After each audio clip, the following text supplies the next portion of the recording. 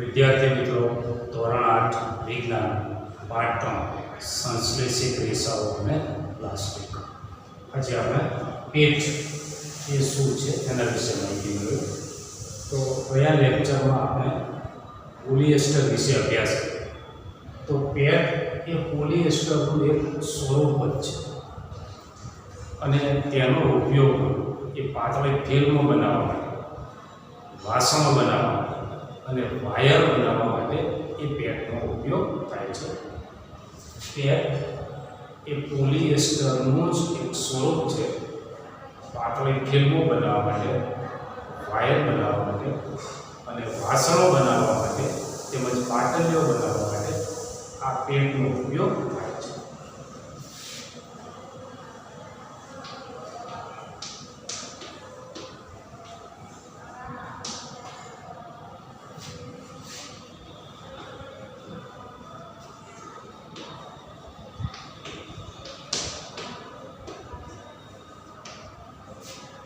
પેટ એ પોલિએસ્ટરનું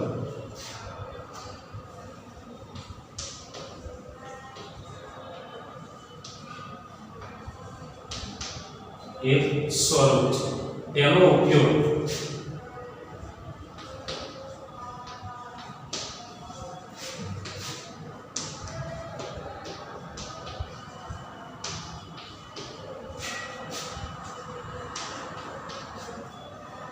બાટલીઓ,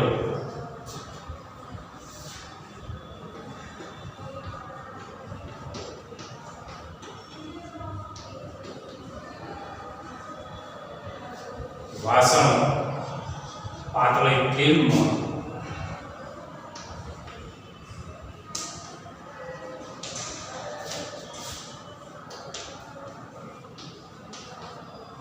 અને wire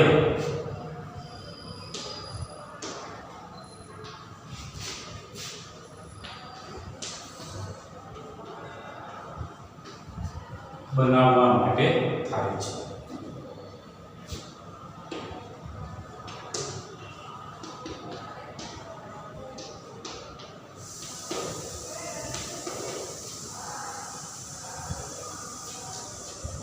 acrylic રેસા.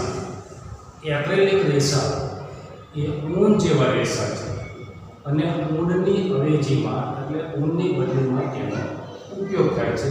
શાલ, સ્વેટર, મફલર, ટોપી એ ઊનના વસ્ત્રો બનાવવા માટે, ગરમ વસ્ત્રો બનાવવા માટે એક્રેલિક રેસાનો ઉપયોગ થાય છે.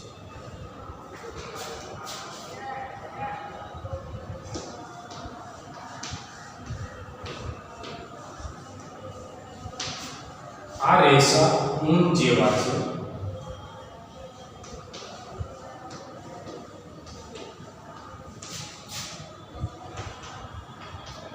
અને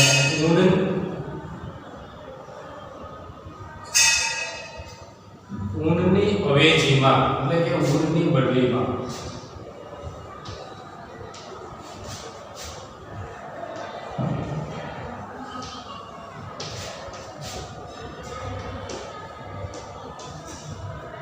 તેનો ઉપયોગ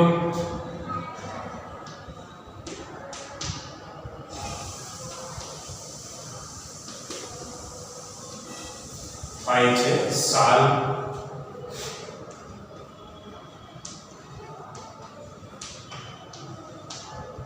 સ્વેટર,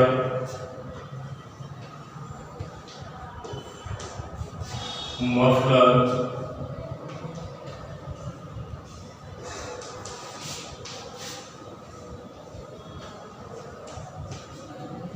ટોપી જેવા ગરમ વસ્ત્રો બનાવવા માટે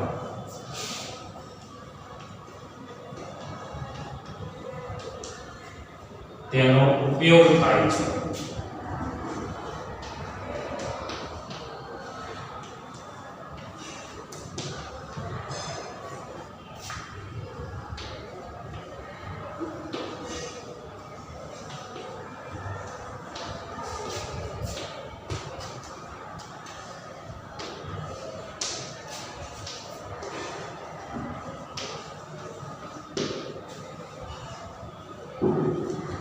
સંશ્લેષિત રેસાનો ગેરફાયદો. તો સંશ્લેષિત રેસા એ આગમાં એટલે કે ગરમીમાં પીગળી જાય છે, જેના કારણે જ્યારે આગ લાગી હોય ત્યારે એ સંશ્લેષિત રેસામાંથી બનેલ કપડાં એ પીગળી અને પહેલા વ્યક્તિના શરીર ઉપર ચોંટી જાય છે, જે ખૂબ જ હાનિકારક છે, નુકસાનકારક છે. ફરીથી સંશ્લેષિત રેસાનો મોટો ગેરફાયદો તો કે સંશ્લેષિત રેસામાંથી બનેલું કાપડ એ ગરમીને કારણે પીગળી જાય છે. આગ લાગી હોય ત્યારે એ સંશ્લેષિત રેસામાંથી બનેલું કાપડ એ પહેરનાર વ્યક્તિના શરીર પર ચોંટી જાય છે, જે તેના માટે હાનિકારક છે. પ્લાસ્ટિક વિશે આપણે માહિતી મેળવીએ. પ્લાસ્ટિક એ એક પ્રકારનું પોલિમર છે, જે સંશ્લેષિત રેસા જેવું છે. આપણે જે રેસાનો અભ્યાસ કર્યો, રેસા જે રીતે બને છે, નાના નાના એકમો એકબીજા સાથે જોડાય અને લાંબી સાંકળ બને, તે સંશ્લેષિત રેસા કહેવાય છે. તો પ્લાસ્ટિક પણ એ પોલિમર છે અને સંશ્લેષિત રેસા જેવું છે.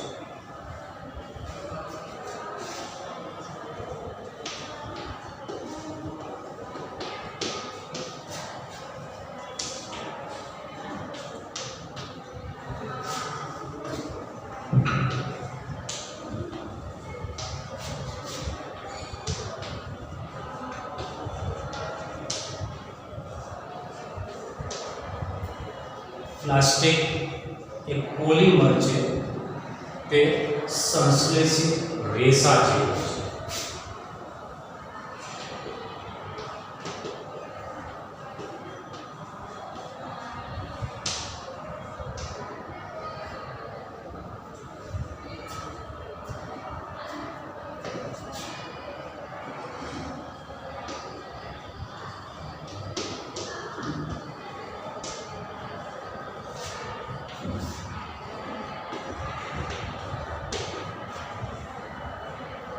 પ્લાસ્ટિકના ગુણધર્મો.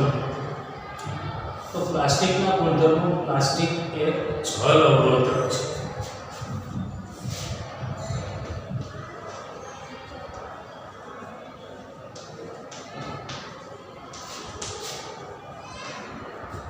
એટલે કે પાણીની તેના ઉપર કોઈ જ અસર થતી નથી.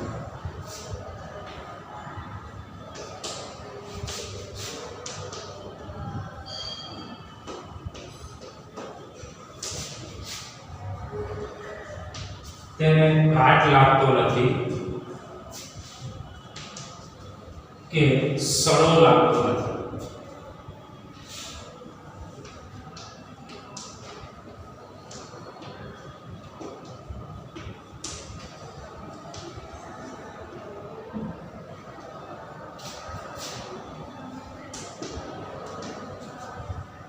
પ્લાસ્ટિકને વિવિધ આકારમાં ઢાળી શકાય છે.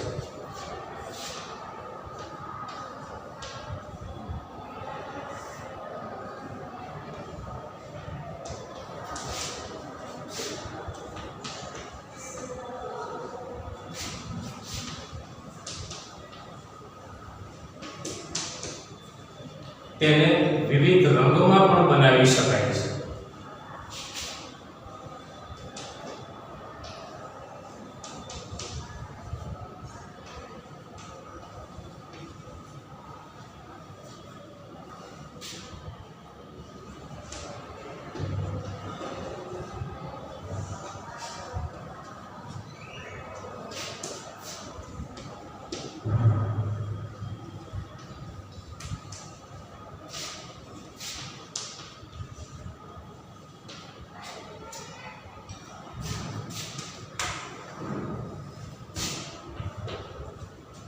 પ્લાસ્ટિકનું મોટા પાયા પર ઉત્પાદન કરી શકાતું હોવાથી કિંમતમાં સસ્તું છે.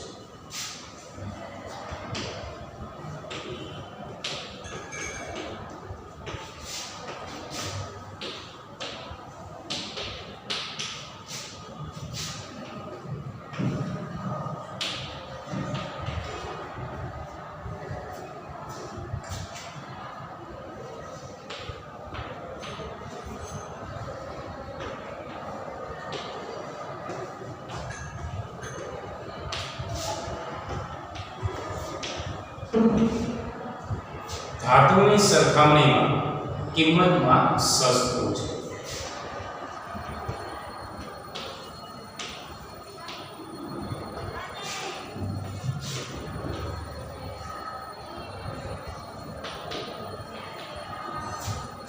વજનમાં હલકું હોવાથી તેની હેરફેર કરવામાં સરળતા રહે છે.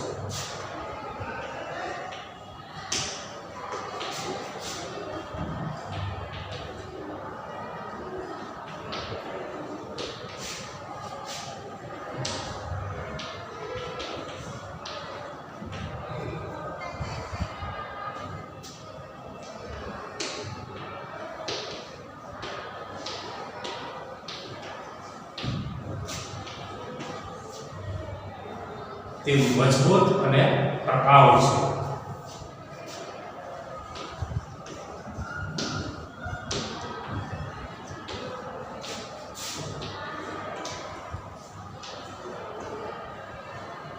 પ્લાસ્ટિકના આ પ્રકારના ગુણધર્મોને કારણે દિવસે ને દિવસે તેનો વપરાશ વધતો જાય છે. ફરીથી આપણે પ્લાસ્ટિકના ગુણધર્મોનો અભ્યાસ કરીએ. પ્લાસ્ટિક એ જળ અવરોધક છે, એટલે કે તેના પર પાણીની કોઈ અસર નથી, તેને કાટ લાગતો નથી, સડો લાગતો નથી, વાતાવરણના ભેજની, હવામાનની કોઈ જ અસર થતી નથી. પ્લાસ્ટિક પર એસિડની પણ કોઈ જ અસર થતી નથી. વળી પ્લાસ્ટિકનું ખૂબ જ મોટા પાયા પર ઉત્પાદન કરી શકાય છે, તેથી તે કિંમતમાં સસ્તું છે. ધાતુની સરખામણીમાં કિંમતમાં સસ્તું છે. પ્લાસ્ટિકમાંથી એ વિવિધ પ્રકારની વસ્તુઓ બનાવી શકાય છે, એટલે કે તેને વિવિધ આકારમાં ઢાળી શકાય છે. વિવિધ રંગની આકર્ષક વસ્તુઓ પણ બનાવી શકાય છે. ટકાઉ છે, મજબૂત છે અને વજનમાં હલકું હોવાથી તેમાંથી બનાવેલી વસ્તુઓને એક જગ્યાએથી બીજી જગ્યાએ હેરફેર કરવામાં સરળતા રહે છે. આ કારણોને લીધે એ પ્લાસ્ટિકનો ઉપયોગ દિવસે ને દિવસે વધતો જાય છે. એટલે આ જે પ્લાસ્ટિકના ગુણધર્મો છે એ ગુણધર્મોમાં એનો જવાબ આવશે. અને આના પછી એક પ્રશ્ન છે કે પ્લાસ્ટિકનો ઉપયોગ દિવસે ને દિવસે વધતો જાય છે, કારણ આપી સમજાવો, તો તેમાં પણ આ જ જવાબ લખવાનો છે. એ પ્રશ્ન હું અહીંયા લખી આપું છું. એટલે પ્રશ્ન 2 અને જવાબ 1 છે. એક કારણ છે કે આધુનિક સમયમાં ધાતુનું સ્થાન પ્લાસ્ટિકે લીધું છે, કારણ આપી સમજાવો. તો એના કારણમાંથી આ બધા જ ગુણધર્મો લખવાના છે. આપણે ચર્ચા કરી લઈએ કે પ્લાસ્ટિક એ જળ અવરોધક છે, તેને કાટ લાગતો નથી, તેને સડો લાગતો નથી, હવામાનના ભેજની કે વાતાવરણની કોઈ જ અસર થતી નથી, તેના ઉપર એસિડની પણ કોઈ જ અસર થતી નથી. વળી એ પ્લાસ્ટિકને વિવિધ આકારોમાં ઢાળી શકાય છે, તેને વિવિધ રંગોમાં આકર્ષક બનાવી શકાય છે. એટલે કે પ્લાસ્ટિકની વસ્તુઓ એ વિવિધ રંગની અને આકર્ષક બનાવી શકાય છે. પ્લાસ્ટિક એ ટકાઉ છે, મજબૂત છે. પ્લાસ્ટિક વજનમાં હલકું હોવાથી તેમાંથી બનાવેલી વસ્તુઓને એક જગ્યાએથી બીજી જગ્યાએ લઈ જવામાં સરળ રહે છે. અને એક મોટો ફાયદો કે આ પ્લાસ્ટિકનું રિસાયકલિંગ કરી શકાય છે. એટલે કે પ્લાસ્ટિકની આપણે વસ્તુ લીધી હોય, તેનો ઉપયોગ કર્યા પછી જો તે તૂટી જાય તો તે તૂટી ગયેલા પ્લાસ્ટિકમાંથી એને પીગાળી અને ફરીથી નવી પ્લાસ્ટિકની વસ્તુઓ બનાવી શકાય છે. આ કારણે એ આધુનિક સમયમાં ધાતુનું સ્થાન પ્લાસ્ટિકે લીધું છે. હવે ધાતુ એ કિંમતમાં મોંઘી છે, તેમાંથી બનેલી વસ્તુ વજનમાં ભારે હોય અને તેને એક જગ્યાએથી બીજી જગ્યાએ ફેરવવામાં થોડી મુશ્કેલી ઊભી કરે છે. તેના કારણે ધાતુનું સ્થાન એ પ્લાસ્ટિક લઈ રહ્યું છે. એટલે આ કારણમાં એ પ્લાસ્ટિકના ગુણધર્મો લખવાના છે. આ એનો જવાબ છે. પ્રશ્ન 2 અને જવાબ 1 છે.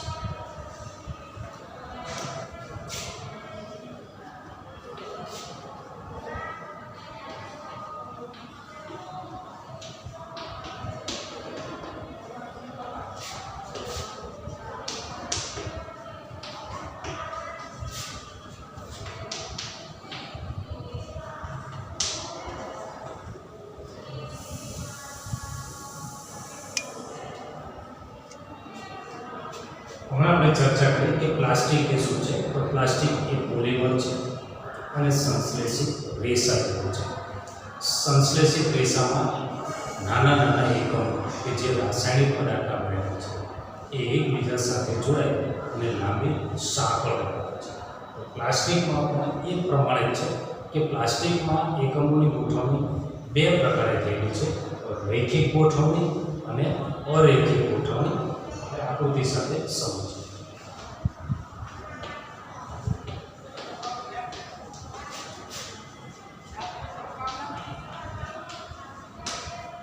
પ્લાસ્ટિકમાં એકમોની ગોઠવણી બે પ્રકારે થાય છે.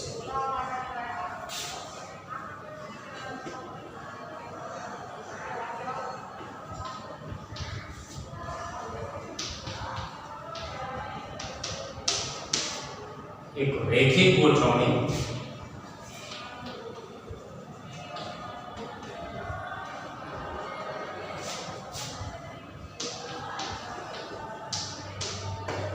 અને અરૈખિક ગોઠવણી. હવે અરૈખિક ગોઠવણીમાં એકમો એ સળંગ એકબીજા સાથે જોડાયેલા હોય છે. જ્યારે અરૈખિક ગોઠવણીમાં એકમો એ ઉપર નીચે આગળ પાછળ એ રીતે ગોઠવાયેલા છે, જેની આકૃતિ બોર્ડ ઉપર દોરું છું.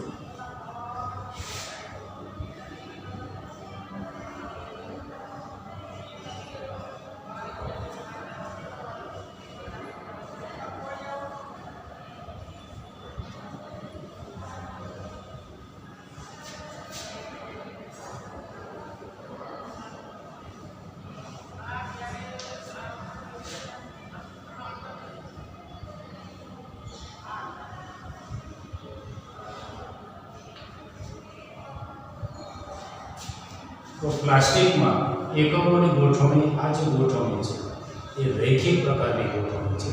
આ જે ચોરસ ખાના બનાવ્યા છે એ એકમ છે અને આ બે એકમો વચ્ચેનો બંધ છે.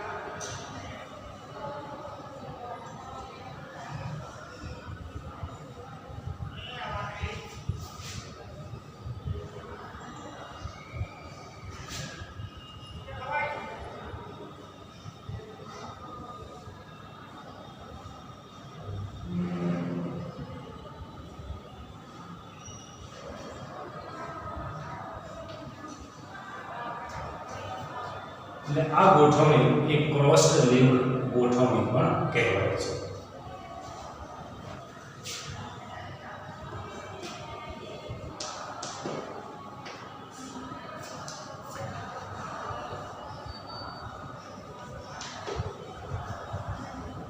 આ બધા એકમો છે, ચોરસ ખાના જે છે એ એકમ છે એ ચોરસ ખાનું, એક ચોરસ ખાનું એ બીજા 4 ચોરસ ખાના સાથે જોડાયેલું છે. એટલે બે ચોરસ ખાના વચ્ચે આ બંધ છે, એટલે આ અરેખિક ગોઠવણી કહેવાય છે. આ રેખિક ગોઠવણી કહેવાય છે. પ્લાસ્ટિકના પ્રકાર વિશે આપણે અભ્યાસ કરીએ તો પ્લાસ્ટિકના પ્રકાર બે પ્રકાર છે. એક થર્મોપ્લાસ્ટિક અને બીજું પ્લાસ્ટિક એ થર્મોસેટિંગ પ્લાસ્ટિક છે.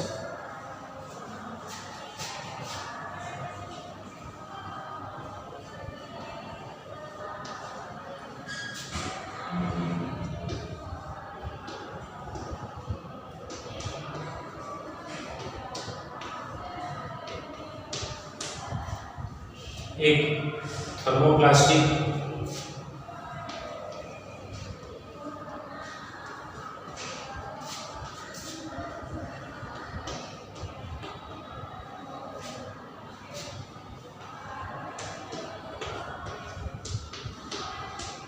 બે થર્મોસેટિંગ પ્લાસ્ટિક, થર્મોપ્લાસ્ટિક અને થર્મોસેટિંગ પ્લાસ્ટિક. તો થર્મોપ્લાસ્ટિક એ એવું પ્લાસ્ટિક છે કે જેને આકાર આપ્યા પછી એ ગરમ કરવામાં આવે તો તે નરમ બને છે અને ઠંડુ પાડવામાં આવે તો તે પોતાની મૂળ સ્થિતિ પ્રાપ્ત કરે છે, એટલે કે ઘન અવસ્થામાં રહે છે. ઘન અવસ્થામાં હોય, ગરમ કરીએ એટલે પ્રવાહી અવસ્થામાં આવે અને ઠંડુ પાડીએ એટલે ફરી પાછું ઘન અવસ્થામાં આવે. તે પ્લાસ્ટિક એ થર્મોપ્લાસ્ટિક કહેવાય. એટલે કે જે પ્લાસ્ટિકને ગરમ કરતા નરમ બને અને ઠંડુ પાડતા તે પાછું પોતાની મૂળ સ્થિતિમાં આવે તો તેવું પ્લાસ્ટિક એ થર્મોપ્લાસ્ટિક કહેવાય. પીવીસી અને પોલિથીન એ તેના ઉદાહરણો છે.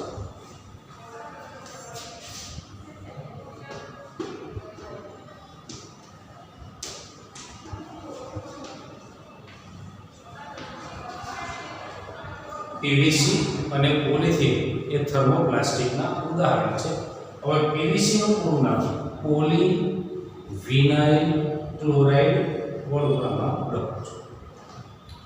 હવે થર્મોસેટિંગ પ્લાસ્ટિક, તો થર્મોસેટિંગ પ્લાસ્ટિક એ એવું પ્લાસ્ટિક છે કે તેને એક વખત આકાર આપ્યા બાદ તેને ગરમ કરવા છતાં તે નરમ ન બને, તેના આકારમાં કોઈ ફેરફાર ન થાય, તેની મૂળભૂત સ્થિતિમાં કોઈ જ ફેરફાર ન થાય તો તેવું પ્લાસ્ટિક એ થર્મોસેટિંગ પ્લાસ્ટિક કહેવાય છે.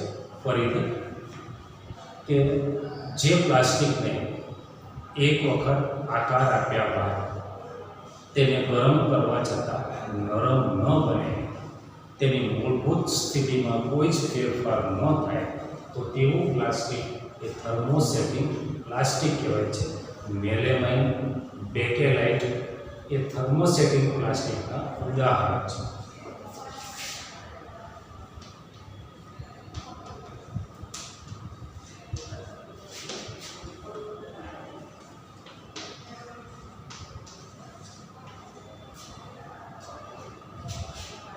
થર્મોપ્લાસ્ટિક આનું રિસાયકલિંગ કરી શકાય છે અને થર્મોસેટિક પ્લાસ્ટિકનું રિસાયકલિંગ કરી શકાતું નથી. એટલે રિસાયકલિંગ એટલે થર્મોપ્લાસ્ટિક એને ગરમ કરી નરમ કરી અને ફરીથી પછી વસ્તુ બનાવી શકાય છે, એટલે એનું રિસાયકલિંગ કહેવાય. અને થર્મોસેટિક પ્લાસ્ટિક તેનું રિસાયકલિંગ થઈ શકતું નથી. તો આ તફાવત પણ તૈયાર થઈ ગયો થર્મોપ્લાસ્ટિક અને થર્મોસેટિંગ પ્લાસ્ટિક. પહેલો મુદ્દો બંનેમાં વ્યાખ્યા લખવાની, બીજો મુદ્દો બંનેમાં ઉદાહરણ લખવાના, ત્રીજો મુદ્દો કે થર્મોપ્લાસ્ટિકનું રિસાયકલ થઈ શકે છે અને થર્મોસેટિંગ પ્લાસ્ટિકનું રિસાયકલ થઈ શકતું નથી.